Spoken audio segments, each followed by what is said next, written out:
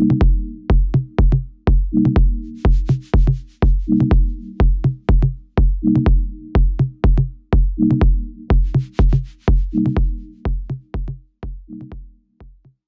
you all again for joining us tonight to celebrate World Lion Day with us. Tonight, we're going to talk about what we do at Ewaso Lions. We're going to talk about our community conservation programs that we do in Northern Kenya. And first thing, this is the map of Kenya. We are located in Samburu region of Northern Kenya in East Africa. And I know some of you know where these are, and some of you might not come to Kenya. I know someone like the Coopers have been here, and so they pretty know where we are in Africa. And so yeah, this is where we are located in Samburu region in Northern Kenya. And the Ewaso Lions get its name from this magnificent river. We get our name from this magnificent river called Ewaso River, which is the lifeline and heart of this region for both communities, wildlife, and their livestock. We cover an area of an approximately 4,500 square kilometer, working in a fenced area, covering 3 spectacular national reserves, which are the Samburu National Reserve. We're also covering Buffalo Springs National Reserve and Shaba National Reserves. And these reserves are surrounded by 11 community conservancies in which we work in. And by community conservancies, I mean where people, livestock, and wildlife share the same space. And why lions? Why lions, apart from lions being these majestic animal species? Why were we interested in them? There has been a reduction in the historical range of lions between 80 to 90 in the last few decades. And right now, at the moment, there are only about 20,000 lions left in Africa. And of these, only 6 countries in Africa are having lions over 1,000 in numbers. And Kenya is one of them. We have about 2,500 lions in Kenya, based on the census that was done in 2019. And in Kenya also, about 70% of all wildlife in Kenya are actually outside protected areas. And when it comes to lions, 50% of all lions in Kenya are actually outside protected areas, living together with the communities. The lions in Northern Kenya is a very critical lion population. And right now where we are monitoring a population of about 50 lions. And just to take you guys back a little bit, Ewaso Lions, when it started, Ewaso Lions started in the first place to actually answer the question, what was happening to the lions when they left protected areas and ventured into the community areas? And also, what were some of the things that lions needed to survive with people outside protected areas?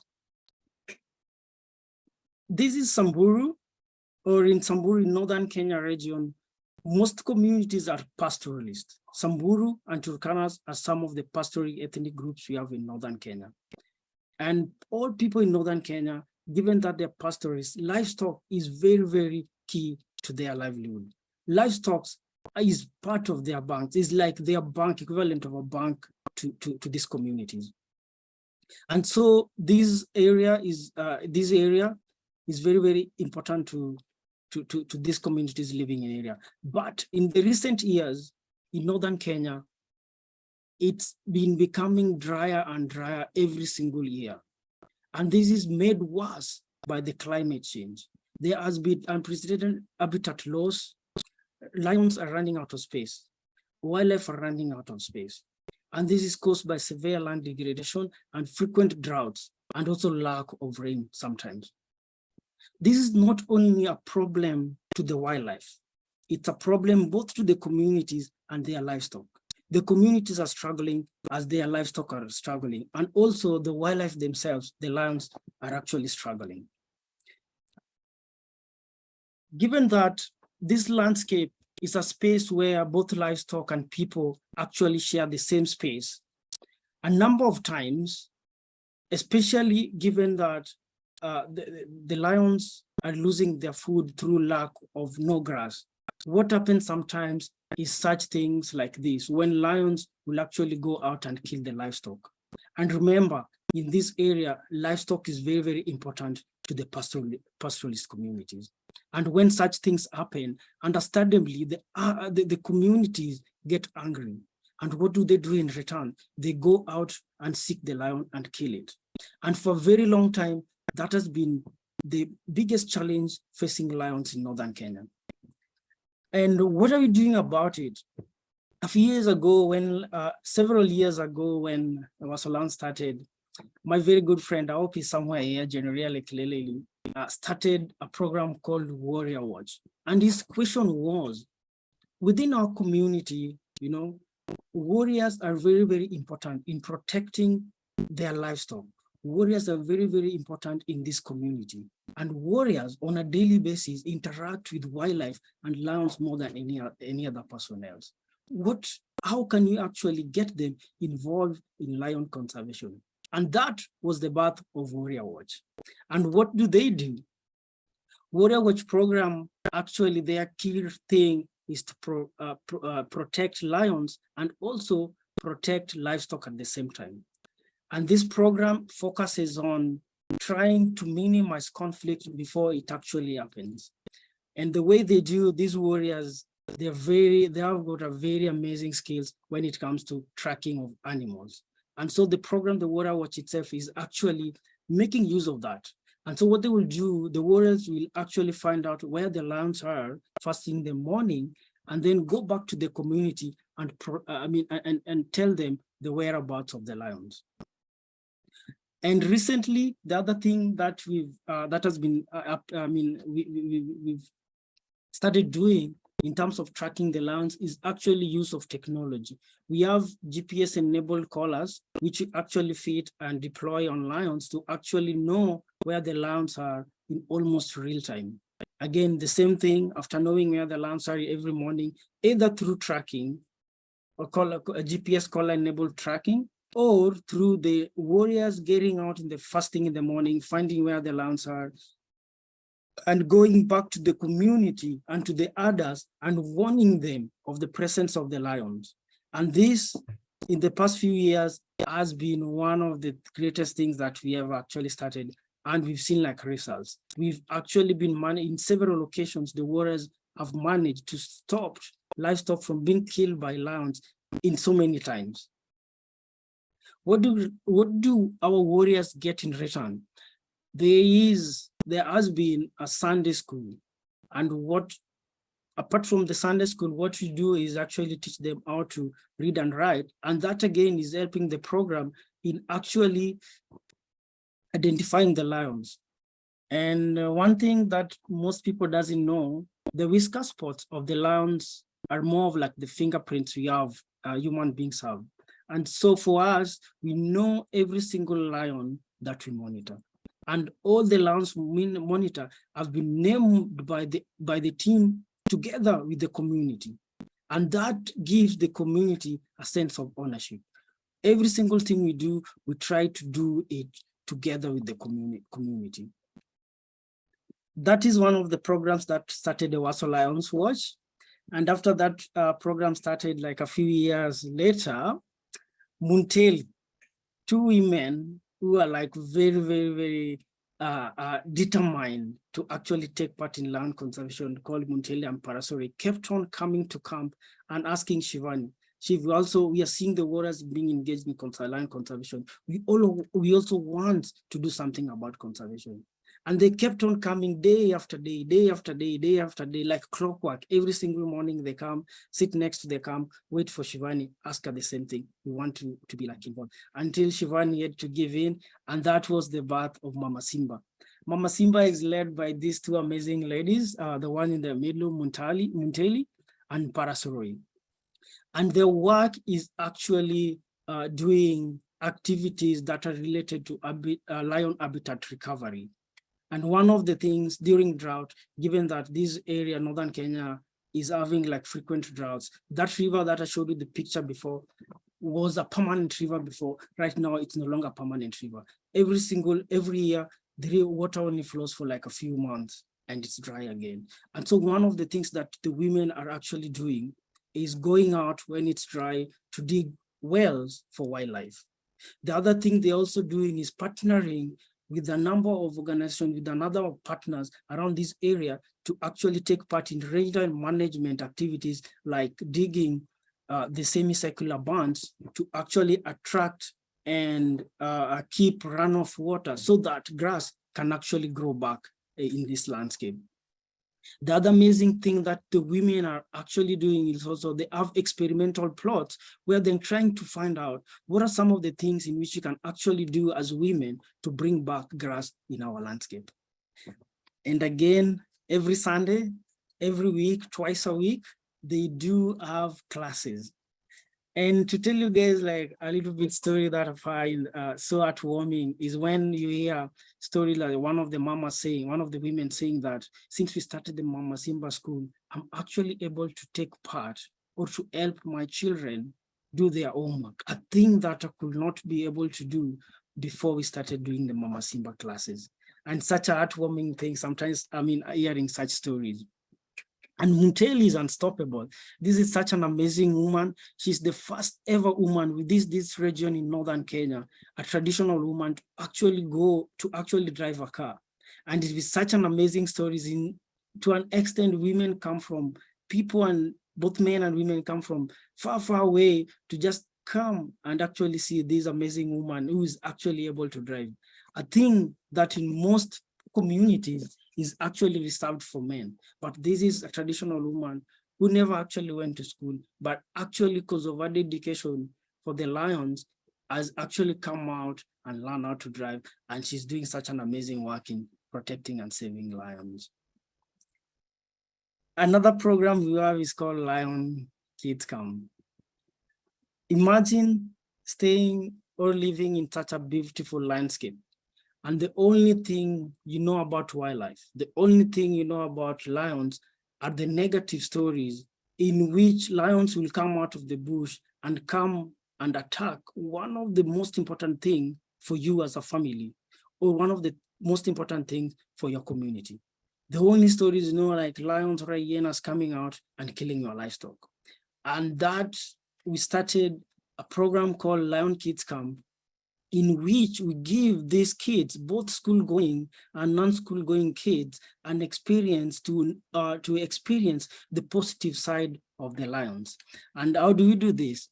We take them for game drives. We have a 5-day program in which we could get the kids from all over the region where we are having, bring them into one camp and do activities such as game drive, take them out into the parks and show them the lions. We also do games. We have a specifically designed game that is designed around animal husbandry practices, the best practices you can do as a herder in order to protect your livestock and also to conserve and protect the lions. And a good example when it comes to Lion Kids Camp is the story of Lycasian. He's one of my favorite guys in this camp. And Lycasian started out, he joined the first kids camp we ever had. And because he liked it so much, and because like he had like this passion for lions, and he also had like this passion for wildlife, Lycasian ended up changing his names 3 times, not twice, 3 times, to actually be able to join the subsequent kids camp. And Lycasian, a few years ago during our 10th year anniversary, he came and gave like this amazing speech in front of like 300 people, you know. And right now, Lycasian is one of our warriors and aiding a group of warriors we have under Warrior Watch program. And that just tells you, just by engaging these kids, how you can actually spark their passion for conservation and how you can actually spark their passion for protecting and conserving lions. There has been in this landscape where we are, we know that livestock, people, and wildlife actually share the same landscape. But because of drought and because of the new challenges coming up every now and then, this interface is becoming more and more tight. And most of the times, this has led to such resources like water source being shared more intensely than before by both people, wildlife, and livestock. And one of the things that this is one of the new challenges this is bringing up is the spread of diseases. This is a photo that was not taken here in northern Kenya. This was a photo that was taken in northern Tanzania, and it shows a dog. It shows a scene in which like a dog is actually threatening a lion, something that is never heard of. This photo shows a rabid dog try to threaten a lion. And it just shows how that interface between domestic animals and wildlife is becoming less and less. And this, as I said before, is bringing in new threats, which are like diseases. A few years ago, me and a few of my colleagues, there was an outbreak in distemper, and me and a few of my colleagues had to go out running around looking for wild dogs. And unfortunately, because of the outbreak, we lost like a number of wild dogs, so many of them because of the distemper virus. And this, we started asking the questions, what can we actually do to actually do something about diseases spreading from domestic animals like dogs to wildlife? And that was when we started about a new program that was called Kura Pride. And also one of the things just to mention, when it comes to the pastoralist community, dogs are very, very important part of their lifestyle. Dogs are a very, very important part of the community, given that they have livestock and they use the dogs to add their livestock. And so dogs are very, very integral in this pastoralist community. And because of that new challenge, disease coming up, and trying to minimize the spread of diseases to lions and to other wildlife, we started a program called Kura's Pride. Kura is one of our camp dogs. Kura actually is our boss. Is this dog at our camp that we love so much, and is like everything to us.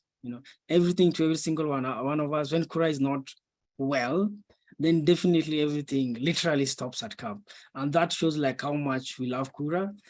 And this goes in on to how much care actually Kura gets because of like the welfare, because of like taking good care of it. But then we started relating that back to the community. If you have like healthy, well taken care of dogs, then definitely you're more likely to reduce the disease spread from domestic to livestock. This program is run by Jess, and she's here, and I bet she'll take like another 2 hours just trying to tell you of all the amazing work he's doing. But in summary, one of the things we do, apart from vaccinating animals, vaccinating domestic dogs to reduce the spread of rabies and distemper, we also attending to livestock when they're injured by the wildlife. And thus working in the community and reducing the load on the community. And basically the key thing here is to actually try to minimize disease spread from domestic to wildlife species. Northern Kenya for very many years was undeveloped. But right now, our government has got like this major project coming up to bring in a big infrastructure project that is going to involve building of railway, is going to involve building of a pipeline, and it's also going to involve building of a road coming up all the way from Lamu in southeast Kenya, passing through northern Kenya, passing through where we are, going up all to the way to South Sudan, and also going up all the way to Ethiopia. And this in itself, already we've started seeing how much effect this is going to have on both wildlife and the people living like around here. And so because of this, we have a joint program with our partners called Grave Zebra Trust. they're basically working more on the gravy zebras, on the conservation of gravy zebra trust. And so we have a joint program with them to actually try and see what are some of the possible things that you can actually do to minimize the effects of infrastructure to both the wildlife and the communities. This map is showing where the mega project is going to come from. And one of the things that we do, is involve the citizen in collecting wildlife roadkills. And at the end of the day, we are hoping that you can actually use this data to engage the government and the development agency to actually do something that at the end of the day will reduce the impact of this infrastructure on both wildlife and on the communities and their livestock. So those are some of the few programs we have, and I just touched on them briefly. Hopefully some of my colleagues at some point will have like opportunity to expand on each very longer than I've dwelled on them. I'm now going to tell you about one of my favorite lions. This is Naramat. Naramat is one of the lions that was born within the community. And Naramat is one of the lions that we learned a lot about lions. We learned about lion movement within the community areas. And seeing lion Naramat, unfortunately we lost her like a few years ago, but it's such a beautiful story when you hear about how our work has actually helped improve the attitude of the community. Our work has actually led to how the communities are so proud of what we're doing. They're so proud of the lions living within the community landscape.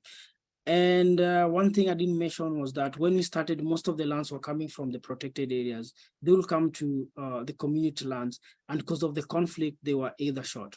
But since we started involving the warriors, since we started involving the community, that has changed. The attitude of the community within where we are has actually changed, and the lion retaliation killing has actually gone down.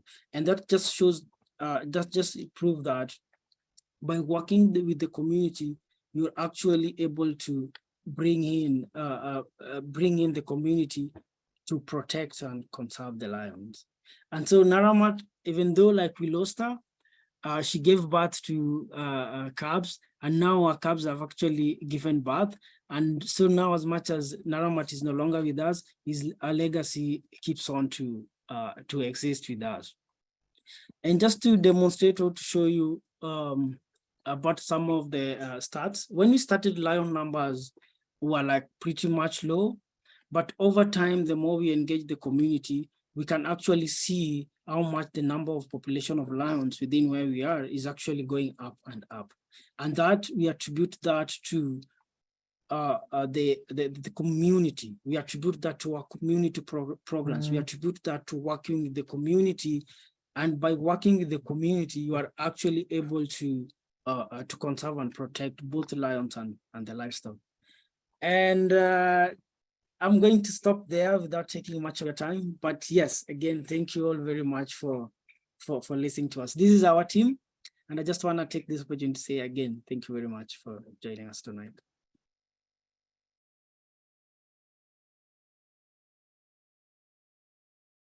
Now it's the time of the evening where you can all ask questions and comment. I see already some comments in the chat, but you can use the reaction tools at the bottom of the screen to ask your questions, or you can just wave at us.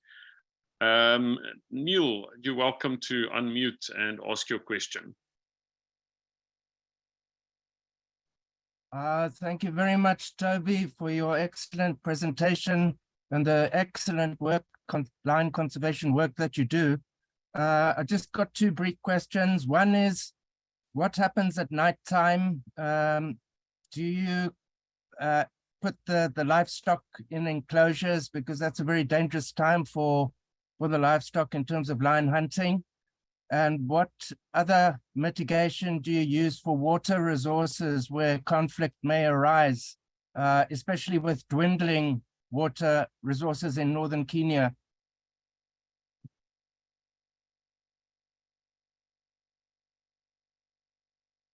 Thank you very much, Neil, for your question. about what we do with the livestock at night, the good thing is like the communities where we work for a very long time, for over centuries and centuries, they actually know how to take care of their livestock. And so here, most of the time, what happens at night, they have got like enclosures in which they put their livestock at night.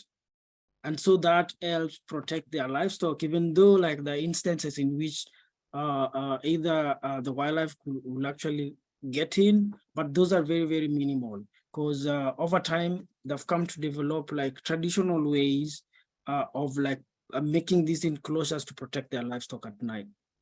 And in terms of water, oh my God, water is becoming more and more challenging. But the beauty of it is that the community themselves, they know how to get water for their livestock. And most of the wells they dig during the day are like very, very deep, and these most of the time are not suitable for the wildlife. Now, what we are doing, I mean, especially the Mama Simba program, what the women are actually doing is during times of drought, when the rivers actually dried up, they have to go and dig wells, shallow wells, specifically for animals to help the wildlife actually go and get the waters by themselves. And this, we actually dig them in specific areas where we are targeting more of the wildlife rather than the livestock. Thank you, Toby. Neil, thanks for your question. Moving on to Zuzile Tlatswayo in the chat. I love the community-based appreciation to this work. I am just wondering how your team integrates cutting-edge technology to continue the important work it does.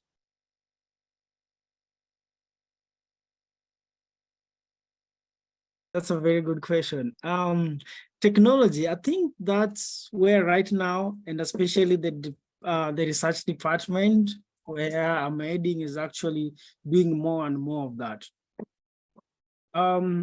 Right now, our data collection, all our data connection is through smartphones. And so we've created these phones. We've created like, we're using like a number of apps like the Smart. We're also using Cyber Tracker. We also recently started using Earth Ranger. And the other data collection app we are using is Survey 123 for collecting some of the data we are. So basically, we've embraced the use of technology in collecting our data, apart from also like using the same technologies in like analyzing them and coming up with concrete results. And one of the advantage that is helping us with most of the guys we have, our warriors, almost all of them haven't gone to school. And so reading and writing, they're not that good in reading and writing. But having smartphones, you can actually develop apps or develop data collection forms in which is more of like pictorial rather than reading and writing. And so that is helping us a lot. Technology is helping us a lot when it comes to our data collection. The other thing, as I mentioned, is the use of GPS tracking collars. And our key reason, our main objective for doing collaring, GPS collaring for the lions, is to actually minimize conflict, to actually stop conflict before it happens. So our collars, by just having our collars, we are able to know almost in real time where our lions are. And by knowing that, we can send out the warriors, we can send out our team to alert the communities of the presence of the lions so that they don't take their livestock to the same place where the lions are. And by doing so, we are protecting the livestock and also protecting the lions. And so that is one amazing use of technology when it comes to protecting the lions and livestock at the same time. Thanks, Toby. Tom, please unmute, ask your question. Hi, Toby. So sorry for being late to the party here. I love the concept of the Mama Simbas or Mama Simba, and you brought up the Grevy's Zebra Trust. And I'm wondering, is there any collaboration between the Mama Simbas and the Grevy's Zebras Scouts, all-female Scouts program? Is there any collaboration between those two groups of women? Yes. And how so? I failed to mention this during the talk. The rangeland work we do, we do it in collaboration, not just Grave Zebra Trust, but also the community conservancy in which we work with. And actually just today we are like a meeting about some of the things that you can actually do together with the, with the community conservancy. And soon I think we're going to have like another big meeting on some of the areas in which like we collaborate with Grave Zebra Trust, especially when it comes to rangeland management and such. Rangeland management, because Grave Zebra for a very long time, they've been doing the rangeland management stuff for a very long time. And so we actually rely on their expertise to do some of the things that the mamas, the women are doing.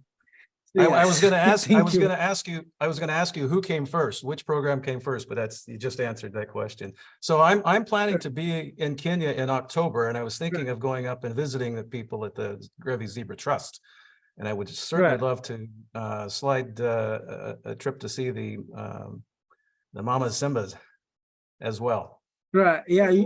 You're more than welcome when you come up here. Yes, please. Greve Zebra Trust is just our area, like you can actually see their camp from where we are. So Excellent. when you're down there, definitely please pass by. Perfect. And come see the mamas. Come say hi to the mamas, and probably they can take you out to see what the amazing work they're doing out there. Yeah. Thank you, Toby. All right. Toby, my question is, do you owe the Greve Zebra Trust a beer if a lion catches a zebra? That has been like a joke for us and Grave Zebra Trust. Like we always joke, hey, as much as working together, no, Gravies is a lion food. So you Gravies, if by bad luck, if you find yours lions, will actually eat you. But yeah, there hasn't been like many recorded instances in which the lions have have attacked like Gravies, because our lions, since most of the time they not like in very, very big herds. So most of the time they tend to go for the smaller prey, like especially warthogs. They love warthogs out here. Because here in northern Kenya, our lion sizes are like mostly they're different from what you'll see in southern Kenya, where you'll find like prides of 10 or 15 lions within like the same area. I mean, prides of 10 to 15 lions. Here, most of them is like very, very, our pride size is very, very small. And that to some extent like determines the size of the prey they can take down. And that has been happening for like a very, very long time until recently this year and last year. And we don't know why. Their numbers, they're starting to come in bigger groups than what we used to see before. And right now we're trying to figure out why is that so, because that is something that is very, very unique, especially for northern Kenya. It sounds like a positive problem. Yes. Okay. Emlyn, I see your hand. I just want to quickly jump to Clarissa in the chat. Fabulous presentation, Toby. Do you also neuter the domestic dogs, as this might prevent them from wandering too much? Well, that question, I think I'll throw it to Jessica, who's here with us. Jessica, I thought that would be a good idea. Yes, Jessica, please go for it. All right, thank you for the great question. Yes, we do, because part of disease, curbing disease spread is also through population control. We are, however, a bit very lucky here because we don't have a lot of stray dogs. So we have actually almost 100% of them are owned dog, although they're free ranging.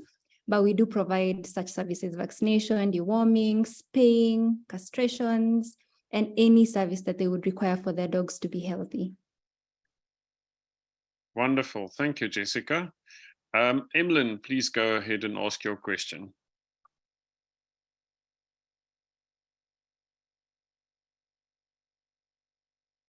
Just wait. There you go. Okay, thanks. Toby, thanks for the great presentation. I'd like to ask for your update on a trend that I saw depicted in an IMAX film about 10 years ago by a German filmmaker who was describing the change in the tradition from a tradition in the Maasai of, I'm not sure what part of Kenya, from the traditional rite of passage to go out and kill a lion with a spear, and the realization that this was obviously harmful to the numbers of lions, and so the film described and showed a very keen new tradition or a new habit of the Maasai people in that region to show their prowess of running fast and jumping, etc., Olympic sports, as Johan mentioned. And so they replaced the traditional rite of passage of killing a lion and stopping that, and instead maintaining or showcasing their athletic prowess with these more traditional skills. I wonder, is that true, and what is the trend in that change? Thank you very much for your question. Maasai land is more, maybe just to start by putting this in context. Maasai land is more to the south of Kenya, and up here in northern Kenya, we have the Samburu community. The traditions of the culture of the Samburu and Maasai, those they are both pastoralist, and though some of them are like similar, when it comes to that particular one where like warriors will go out to kill lion to show their prowess, that's a little bit different up here in northern Kenya for the Samburu community. For the Samburu community, before, for a very long time, the main reason for they going out, or the warriors going out to go and kill the livestock, the lions, was actually to defend or protect their livestock. You know, when lions could go and kill the livestock, cow or goat, that is when it was the responsibility of the warriors to go and kill it, to go and kill the particular lion. When it comes to animals or lions and traditions and cultural rite of passage, what was happening, or the tradition in northern Kenya, was during the rite of passage, they will require a piece of lion skin to use as regalia, maybe tying like around their arms. And that was one of the reasons why they kill lions, or one of the reasons why they could actually go out and kill lions, to at least get a piece of the skin for the rite of passage. Currently, what has been happening, us working together with Kenya Wildlife Service, what we have been doing in the past, or what has been happening in the past, is the Kenya Wildlife Service going back to the collection of the dead skins for the lions in which they have, and taking those and distributing to the community, so that the community doesn't go out to kill like live lions to use the skin. And so it's like it's a little bit different what you have here in northern Kenya and what is happening down south in Maasai land. Have you heard about this appetite to have Olympic-style games, races, jumping competitions as an annual sort of simulation of the things that these people are very good at in the regular Olympics? This is what this film depicted. Yes, there's a Maasai Olympics like happening down in Maasai land, and yes, the Maasai and the Samburu are really, really good jumpers. And yes, there is a Maasai Olympic that is going down in Maasai land down south Kenya.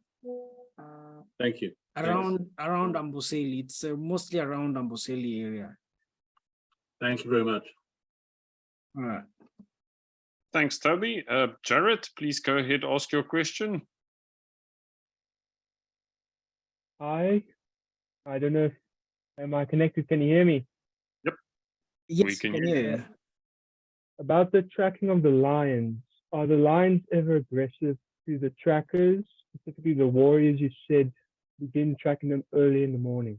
That's thank you very much, Jared. The other thing that I didn't mention, like when it comes to like the lions in here, they have over time learned how to stay within a community domain.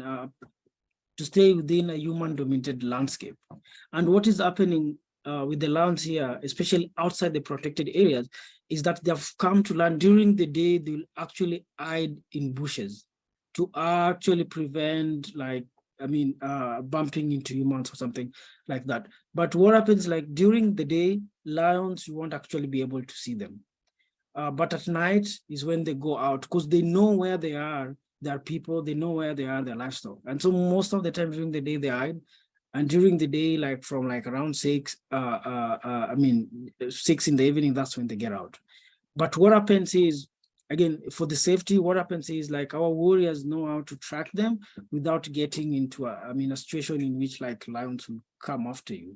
And basically what they do is just, trying to follow their footpaths where they have. And they are very good at it. To an extent, they will follow it and figure out, triangulate which particular bush they have gone to. And that is actually helping them not to get in a situation where a lion will come after you. I don't know if I've answered your question or that was the question you're asking. Yeah, I've answered it. Thank you. All right. Thanks, Jared. Thanks, Toby. That was also fascinating that the lions are adapting. Sandra Hardy is asking if you are dealing with any poaching problems, and if so, how are you dealing with them? Thank you. That's a very good question. And fortunate enough, in terms of poaching, we haven't experienced that much when it comes to lion. With other wildlife like elephants, it was a problem, or it has been like a problem for a very long time. But when it comes to lions, not very much. Again, one of the key challenges when it comes to lions is actually people shooting them when they keep their livestock, or when they're adding their livestock and they come to bump into them. More so to actually protect the livestock, but not as poaching, just going out to kill a lion for the sake of it. And we are hoping that it stays that way, even though like new challenges coming in every now and then, we are hoping that it stays that way. Absolutely. I do not see any hands up at the moment. There, the Coopers, their hands go up. I would just like to say thank you to them for the introduction, because they introduced us to Toby and his colleagues. That should speak now. Yeah, well, thank you. We couldn't wait to recommend Ewaso Lions and their team to talk to you, because the work they do is remarkable. There is remote areas and very rough terrain, and we've experienced rocky roads throughout East Africa in the years past, but this is pretty rough. And I had one of my questions, Toby, was how do you manage in the rainy season if it comes? I know it's very dry there. We were going through dongas, dry rivers, and rocky areas, and so on. And I just wonder how you manage when the rains do come. Did you hear? Thanks very much, Margaret. Rainy seasons, that is something that, the other day we were actually joking about it, that we actually miss the rains. We actually miss getting stuck in the rain, not in the suns. So late in the recent years, the droughts is like prolonged. We are having more and more of like the prolonged drought. But to answer your question, the beauty of like this place is what we have are the lagers, like the sand rivers. And with those sand rivers, most of the time they just fill with sand, and they rarely flow. They don't flow throughout. And so when it's raining, what we usually do is when these seasonal sand rivers are flowing, you just have to wait on the other side for like up to 2 or 3 hours for all the water to go before like you try and cross, and drive across. And the thing is like mostly it's very, very sandy. And so we don't tend to have like much of the muddy areas around, but we still do get stuck sometimes, more so in the sand when it's very, very dry in the sand rivers than when it's like raining in the mud and such stuff. You had some very experienced drivers when we were there. Yeah, and just can tell you that. Can tell you more about our experience with getting stuck. And in each and every one of our cars, we have tow ropes, and we have like another tow rope just that come for such instances in which one gets stuck in the sand most of the time. Yeah. Oh yes, no, it just looks that if it decided to rain, it could be tricky. But Yeah, it could be tricky because there are like a number of instances in which like actually cars have been swept away by the river. Cars have been swept away by, you see those sand rivers, which during the dry season, like right now, looks like very, very innocent. When it rains, they actually swell up. And if you're not careful, like the whole car will be will be swept away. yeah, we've had to wait for rivers to go down before now, but no, it's I thought you had certainly you had very skilled drivers. And the other question, can I have another question, or is that someone else want to ask anything? No, he says Go yes. for Yes. it. Thank you.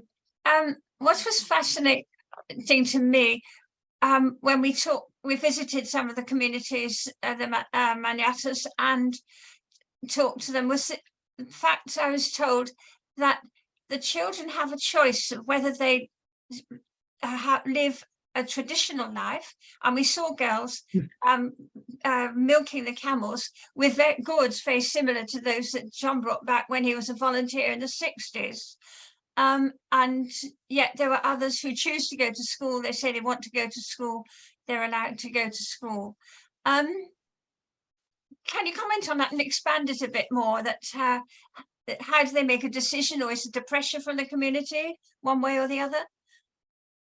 Right. Thank you very much. For a very long time, what was happening was some of the students will go to school and some of them will not go to school, dependent on your skills of livestock herding. If you're very good in livestock herding, then definitely your parents will actually make you not go to school so that at least you take care of your livestock.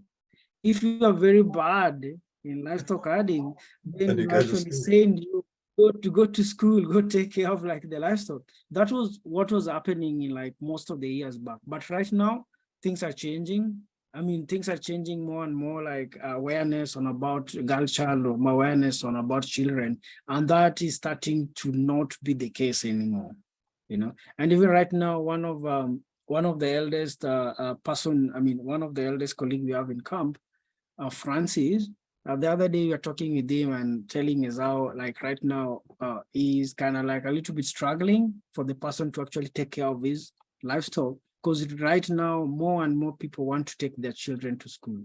And when you do that, which is like a very good thing, on the other side, the downside is that your livestock, especially the goats, won't have like more people to take care of them. So yeah, it was based on just livestock herding scales, but right now that's what dynamic is changing. Yeah. This is always a factor, isn't there? I think Yeah. the other thing I was asking, it all sounds sweetness and light with the community, but you must have issues sometimes.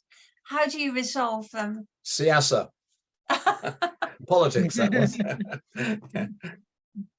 Yes, that's oh my God, that's given. And most of our siasa, or most of our politics, is basically around lions killing the livestock. And just talking about it, one of the biggest challenges we were having, especially in the recent years, when people are like starting to, the pastoralist community are starting to value their livestock more, look at them more of, in terms of money. And that is one of the challenges that we're having. You know, before the pastoral community, especially the Samburus, livestock to them was not equated to money in any sense. And within their traditions and cultures, if you have like 100 goats, 2 or 3 or 10 of them will actually be okay to lose to the lion or to lose to the hyena. And that was okay. But right now, since like things are changing, more and more pastoralists are getting exposed to different cultures, to new cultures and traditions, they're starting to more of like look into their livestock and equate it to money. And that is a challenge, because right now what has been happening with us, if a lion goes down and kills someone's cow, or if a lion goes down and kills someone's camel or a goat, the people are starting to demand compensation, that we need compensation. But compensation, at the moment where you work, the only person doing the compensation is the government agency, which is Kenya Wildlife Service. But then again, the Kenya Wildlife Service itself, it's not even viable for them in terms of how much money you'll actually go out to compensate all the livestock that has been killed by the wildlife. So that is one of the CSS, one of the challenges like we're getting when it comes to that front. But then again, our approach to that is more on talking to the community, coming to understanding, and this being honest and true and telling them, look, we understand it's such a big loss, but to us in what we're doing, what are some other things in which can actually do to prevent or to actually offset that, not in terms of compensation, but in terms of other things. And that, I don't know if Jess is still around, that is why one of the programs we have, which is the Kura's Pride, is helping us way much more in terms of like making sure people are still more tolerant when it comes to lions. Because our work, just I hope you are still here, just work, what it does is that it has like this immediate impact, you know, just go out, just and Solomon go out and treat like your livestock. That's like an immediate impact. And then again, that is also like helping us solve some of these challenges we have. And probably she can talk to you more, maybe a little bit about that, how our work is actually helping us like resolve some of these challenges that we might actually have in the time. Thank you very much. Jessica, would you like to comment? Yes, maybe I can just add on that. I think one of the also very important thing is taking us back. We're talking about moving forward, a lot of development and technology and education, but we're also looking back at the culture, because lions have been in this culture, in this pastoralist land way before even we had, you know, parks designated. So we're also looking back at the place where wildlife had value within the Samburu culture, and they were conserved, and there was no term as, you know, coexistence then, and they still lived together in harmony, and they still had livestock. So we're also looking back, and we're talking a lot about culture, because culture is going away, and that also has its own very big challenges, because we have younger people who do not value wildlife as the older generation did, and cared for the wildlife as the older generation did. So that is one of the things we're also thinking about, looking back at the culture, trying to bring it back, trying to see what can be passed to the younger generation, especially in terms of regard for wildlife and the place that it had within the community and the value that it has in our identity as the pastoralist community in this landscape. So that is one of the ways that we're trying to look back and remember how we valued wildlife even before we had all these things going on and the changes that are coming. Thank you, Jessica. That is also a fascinating perspective. Neil, please go ahead and ask your question. Oh, thank you. Toby, have you formed any association with Panthera and the Lion Recovery Fund, who would be very interested in your great lion conservation work? I did inform the heads of both those organizations about your talk tonight. Right. Thanks very much, Lynn. And I think for that question, Shivani is she's still here somewhere. Is she? Shivani, will you mind answering that question about Lion Recovery Fund and Panthera? Yes, sure. Good evening, everyone, and very nice to be here today. So we did receive some support from Panthera many years ago. This was probably about 15 years ago. So they did support us for a couple of years as we were starting out. And the Lion Recovery Fund is part of the Wildlife Conservation Network, and we are partners with WCN, and we've been partners with them for about 10 years now. So we do have close connections with the Lion Recovery Fund, and in the early stages of the Lion Recovery Fund, we were helping them sort of figure out some of the projects that really needed some immediate funding to get them going. So it was a really good experience in the early years of the Lion Recovery Fund. And yes, we stay in touch with them a lot. We're hoping Peter Lindsay will come out and visit us soon. And it's great to have all these connections, because that's really what, for us, conservation is all about, the collaborations and the connections with everyone. Thank you. Oh, thank you, Shivani. All good. don't see any other hands up at the moment. I don't see any questions on the chat anymore. Once again, thank you for a brilliant talk and just a beautiful talk as well, and really inspiring us. To the Coopers, we're waiting for your presentation. It's going to happen. It's going to happen. And all of you, we hope to see you again next week when we dive beneath the surface of the ocean to look at the movement of aquatic animals. Thank you very much for joining us.